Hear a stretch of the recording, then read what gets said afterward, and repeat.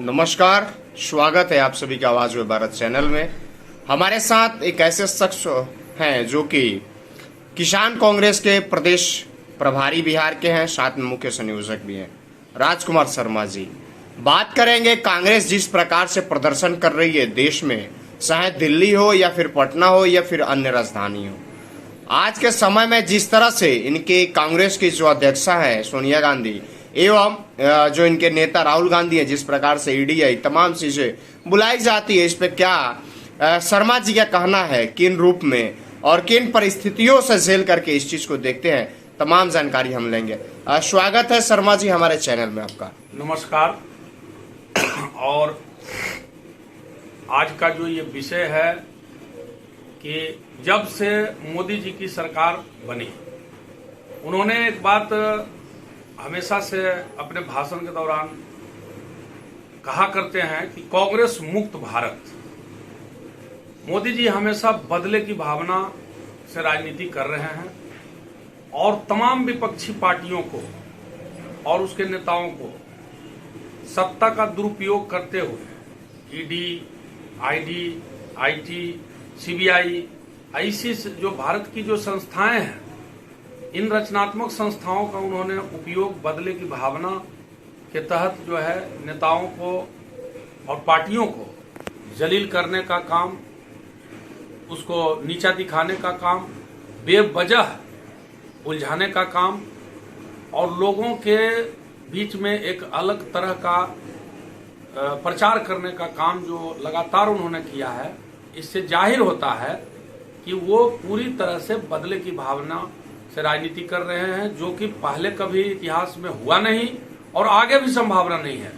और इसके जह में एक बहुत बड़ी बात छिपी हुई है, वो ये है कि मोदी जी की यदि राजनीतिक स्टैंड देखी जाए तो गोधरा कांड से लेकर, गोधरा में उन्होंने हजारों लोगों को जान ले लिया, मरवाया, और उसके बाद लेकिन आप गोधरा कांड की बात कर रहे हैं, भाजपा तो आज कह रही है कि सुप्रीम कोर्ट नरेंद्र मोदी को क्लीन चिट दे दी। वो तो सत्ता में है और सत्ता का दुरुपयोग कर करके वो बहुत क्लीन चिट ले सकते हैं, उसमें कोई दो मत नहीं। लेकिन आज भी उसकी बहुत सारी फाइलें और कागजात और पूरा देश जानता है जो घटना हुआ था गोधरा कांड का।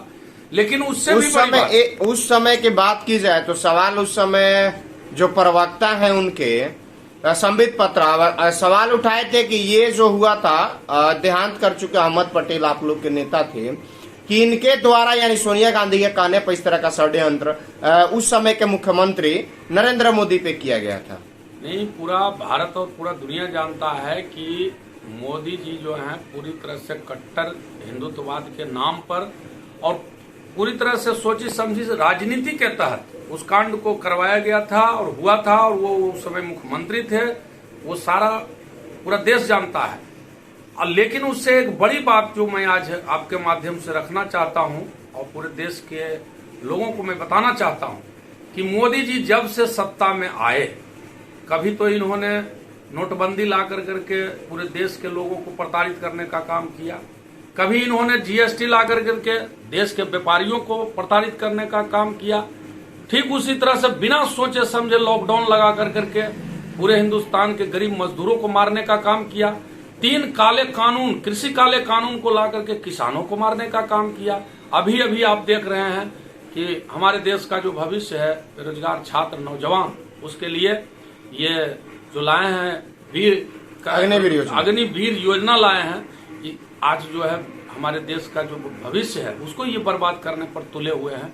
एक तरफ इनके 8 साल शासन काल में असीम बेरोजगारी देश में, महंगाई आसमान छू रहा है, देश का आम जनता त्राहिमाम है, और उस पर इन्होंने जो है अनेकों तरह का जीएसटी। अच्छा, अग्निवीर की आप बात करते हैं, इसी में कहा गया था कि मात्र 1.5 साल में, यानी 2024 में 1.5 साल बचा हुआ है, मात्र 1.5 साल में 10 लाख रोजगार भाजपा देगी, यानी मोदी सरकार देगी।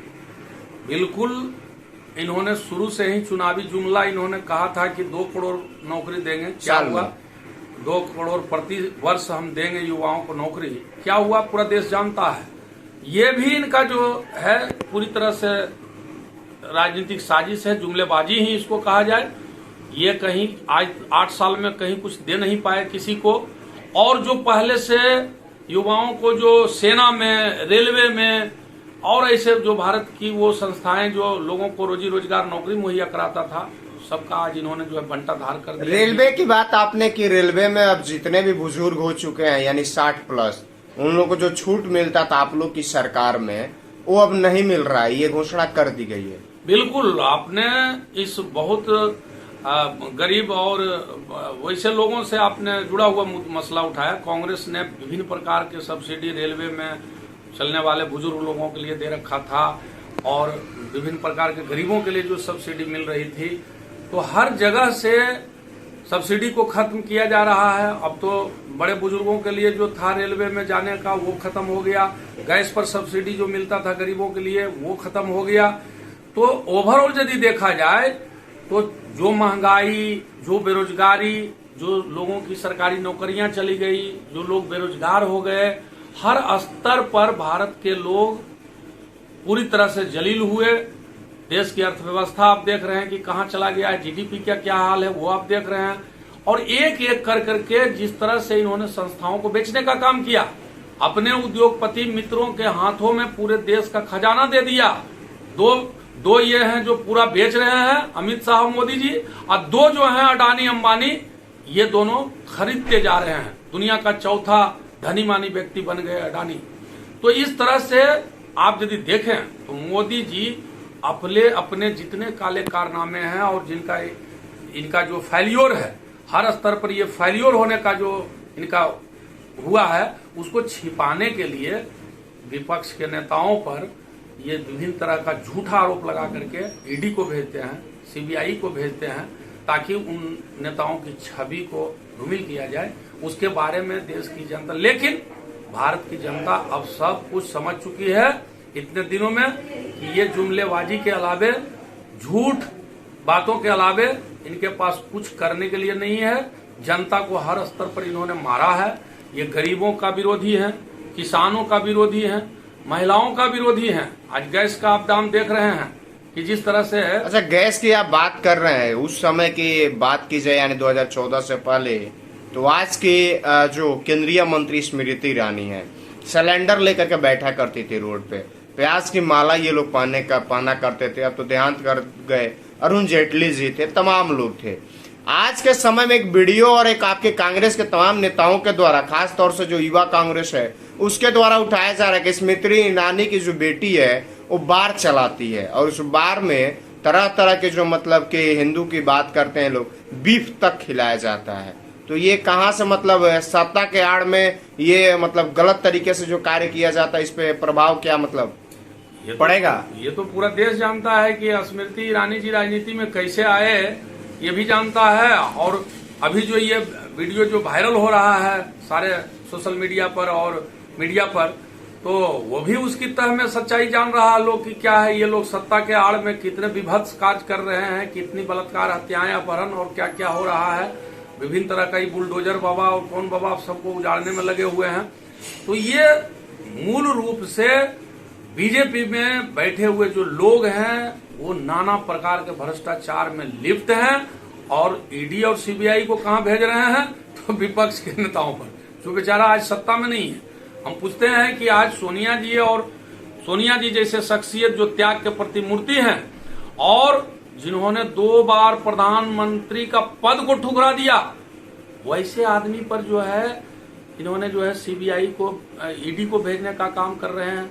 ये पूरा भारत जानता है इस बात को कि सोनिया जी किसी भी लाभ के पद पर कभी नहीं रहे हैं, कभी मंत्री नहीं रहे, कभी कुछ नहीं रहे। वो एक समाज सेवा के स्थिति से जो है पार्टी को हमेशा से बूस्टअप किए, लोगों को सारी योजनाएं गरीबों के लिए उन्होंने दिया, जो देश जानता है। तो ये सब कुछ नहीं है, ये सब मोदी जी अपने काले कारनामों को छुपाने के लिए, बेरोजगारी, महंगाई, ये सब जो मुद्दा आज देश में छाया हुआ है, जिससे कि बड़ा जनाक्रोश है देश के अंदर में, मोदी सरकार के खिलाफ में त्राहिमाम है, उसको छिपाने के लिए ये सब साजिश रची जा रही है। इसके पीछे मेरा तर्क इतना ही है।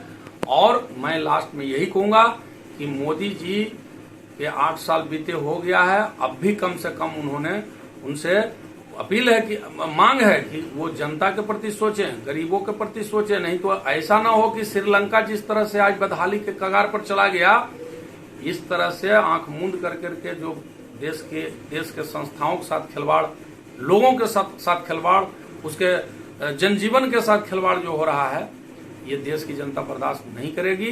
और ये आंदोलन हम लोग जारी रखेंगे जब तक कि सरकार जनता के बारे में सोचे, किसानों के बारे में सोचे, गरीबों के बारे में सोचे कि उसको रोजी रोजगार कैसे मिले, उसका जीवन बेहतर कैसे हो, देश की आर्थिक तरक्की कैसे हो। हमारा आज क्या हुआ, आज हमारा जो है निर्यात घट गया है, आयात बढ़ गया है। तो ये सब जो चीजें हैं, रुपया का स्थिति देखा जाए तो रुपया का कितना डेमोलिशन हो रहा है, डॉलर के मुकाबले में रुपया गिरता जा रहा। तो ये सब चीजें भाजपा के लोग चिल्लाते थे जब वो विपक्ष में थे। आपने सही कहा कि स्मृति ईरानी और ऐसे लोग जो थे वो रोड पर बच जाते थे 8 आना 4 आना जब पेट्रोल डीजल गैस का दाम बढ़ता था।